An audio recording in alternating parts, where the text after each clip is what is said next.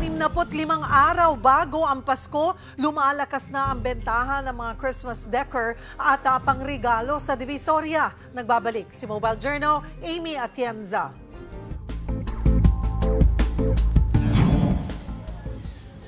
Habang papalapit na ang Christmas season, naghahanda na rin ang ilang mga stall sa Divisoria.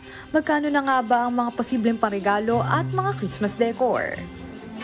Isa si Claire Villas sa mga pinakaunang nagbukas ng kanyang pwesto dito sa 168 Shopping Mall. July pa lang daw, nagsimula na silang mag-display ng kanilang mga paninda. Ang iba't ibang klaseng mga Christmas tree na pumapatak sa 250 hanggang 6,000 pesos. Mayroon ding mga panabit at door decors ranging from 20 pesos to 150 pesos. Mas medyo marami yung dumagsa ngayong taon kaysa last year. Mas siguro nadagdagan siya ng mga 20% or 30% ganyan. Hindi kami nagtataas ng presyo kasi iniisip din naman namin marami pang hindi nakakabawi galing sa pandemic.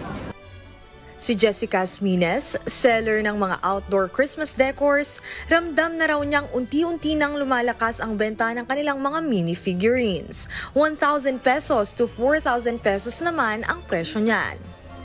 Siguro nung by September or October yan na medyo lumakas-lakas naman na. Ngayon lang kami bumabawi kasi kapag mga January, alam na yan, pag January mahina-hina na, ligpitan na ng mga design natin. Siyempre, di mawawala ang laruan. Samut-saring laruan na perfect for all ages ang binebenta ni Rosel Marticio. Mayroong mga board games at laruan na tiyak na kahihiligan ng mga bata. May Christmas wrapper na rin for only 20 pesos at cards na 20 pesos per 15 pieces.